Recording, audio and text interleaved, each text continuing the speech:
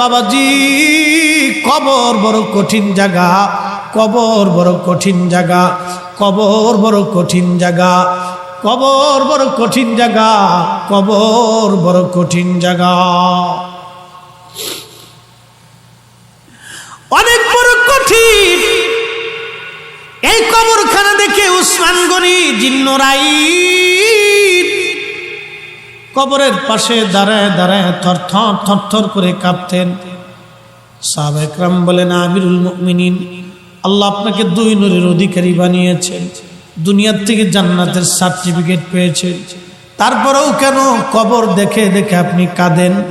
উসমান গনি বলতেন, সাহাবীরা রে, আমি আমার মাসুকের জবান থেকে শুনেছি এই কবর হলো প্রথম ঘাঁটি, এই কবর প্রথম ঘাঁটি। কবরের মধ্যে 3টে প্রশ্ন করা হবে, মান রাব্বুকা ওয়া মা দীনুকা মা কুনতা তাকুলু ফি হাক্কি হাযার রাজুল। আমি উসমান গনি কি কবরের প্রশ্নের জবাব দিতে পারবো কিনা, এই চিন্তায় কবর দেখলে আমি কাঁদি, কবর দেখলে আমি কাঁদি, কবর দেখলে আমি কাঁদি। সোহাগাজীর মুসলমান, কিন্তু আমরা কয়জন কবরের পাশে যাই? বাবা কবরে চলে গেল, কবরের পাশে গেলাম না। মা কবরে চলে গেল, কয়টা সন্তান বাবার কবরের পাশে দাঁড়ান? ভুলে গেছে না বাবার কবরের পাশে দাঁড়ানোর সময় হাতে নাই।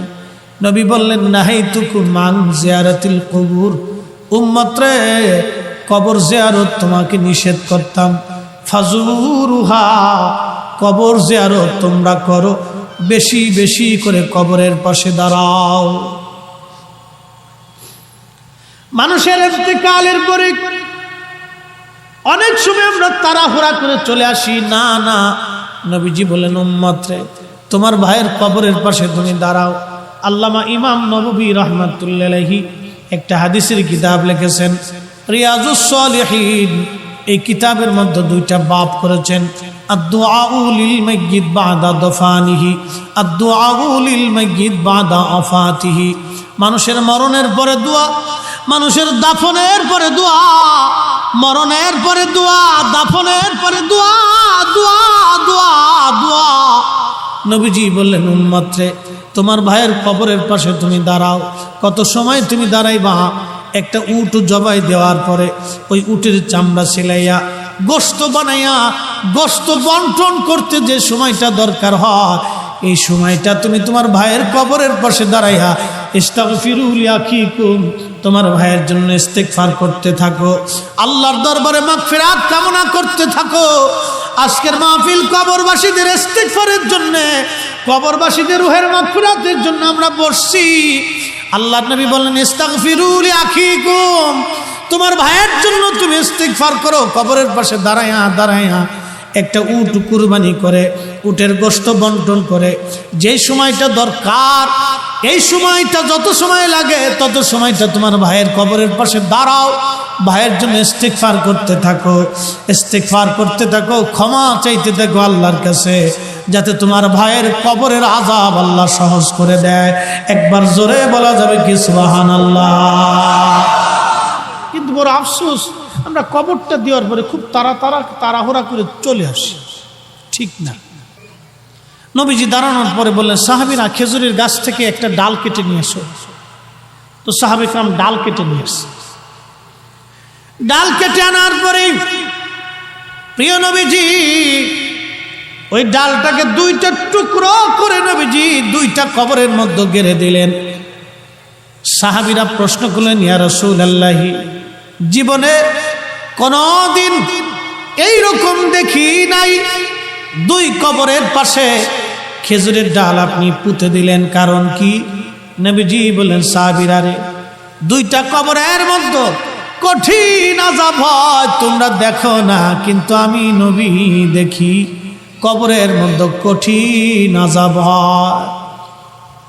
ও সাহাবীরা, কঠিন কোনো কারণে আযাব হয় না, সহজ 2টা কারণে আযাব হয়।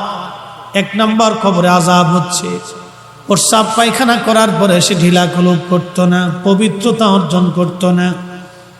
পেশাব পায়খানা করার পরে পবিত্রতা না অর্জন না করার জন্যে এই কবরের মধ্যে কঠিন আযাব হচ্ছে। যুবক বন্ধু, অনেক সময় আমরা পেশাব পায়খানা না করি কিন্তু ডিনাকুলুপ ব্যবহার করি না। বিশেষ করে পেশাব প্রস্রাব শেষ করার পরে সাধারণত আমরা ডিনাকুলুপ পানি ব্যবহার করি না। যাদের আদত হয়ে গেছে, অভ্যাস হয়ে গেছে, অনুরোধ করব পায়ে হাত দিয়ে, ভাই কবর বড় কঠিন জায়গা, কবর বড় কঠিন জায়গা। এই যে সকাল থেকে সন্ধ্যা, সকাল থেকে জোহর চলতেছে এখন, ও মুসলমান, এই সকাল থেকে জোহর পর্যন্ত আপনি খাইলেন, ঘুমাইলেন, চললেন, ফিরলেন, কিন্তু একটাবারও কি মাথায় আনছেন মা কবরে কেমন আছে? যদি আজকে মা দুনিয়াতে থাকতো তাহলে খোঁজ নিতেন, ও মা তুমি খাইছো নি, মা তুমি গোসল করছো নি, মা তোমার কি লাগবে বলো, বাবা তোমার লাগবে কি? ছেলেকে বলতেন দেখ তোর দাদা খাইছে নাকি, বিবিকে বলতেন দেখো আব্বা খাইছে নাকি, বাবা গোসল করছে নাকি।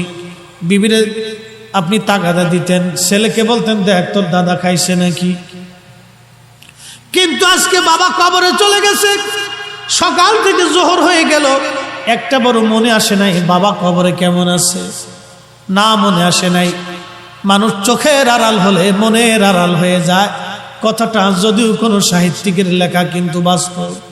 মানুষ চোখের আড়াল হলে মনের আড়াল হয়ে যায়, চোখের আড়াল হলে মনের আড়াল হয়ে যায়। এ যুবক, কবর বড় কঠিন জায়গা। সন্তান আপনাকে ভুলে যাবে, প্রতিবেশীরা আপনাকে ভুলে যাবে, এটা বড় কঠিন জায়গা। এই জন্য কবরে কিছু নিয়ে যাওয়াটা বুদ্ধিমানের কাজ, কিছু নিয়ে যাওয়াটা বুদ্ধিমানের কাজ, কিছু নিয়ে যাওয়াটা বুদ্ধিমানের কাজ। যারা নিয়ে যাবে তারা বুদ্ধিমান, যারা নিয়ে যায় তারা বুদ্ধিমান, যারা নিয়ে যায় তারা বুদ্ধিমান, যারা নিয়ে যায় তারা বুদ্ধিমান।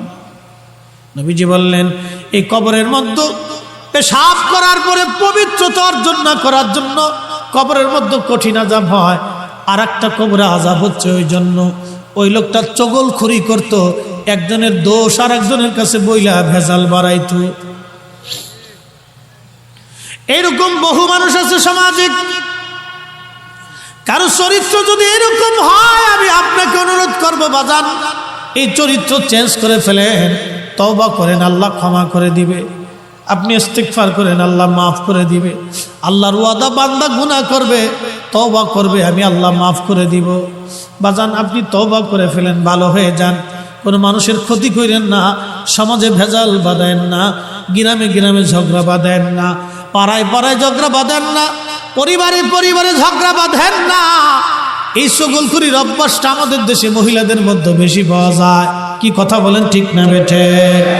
আর বেশি আমাদের দেশে স্টার জলসা, জি বাংলা, হাবিজাবি চ্যানেল, এই সমস্ত বিদেশি দেশীয় হাবিজাবি চ্যানেলগুলি দেখে দেখে আমাদের দেশের নারীরা কেমনে সংসারে ঝামেলা পাকাবে, কুটনামি কেমনে করবে, সাজন গুজন কেমনে করবে, বেহায়াপনা কেমনে বাড়াবে, বেপর্দা কেমনে হবে, বেহায়া কেমনে হবে, বেপর্দা কেমনে হবে, খালি এইগুলি শিখে, ভালো কিছু তারা শিখে না, শুধু এইগুলি হাবিজাবি শিখানো হয়।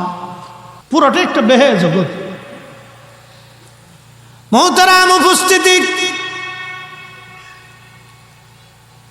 আল্লাহর নবী ডাক দিয়ে বলে, সাহাবীরা, দুইটা কবরের মধ্যে খেজুরের ডাল পুঁতে দিয়েছি, একটা কারণ।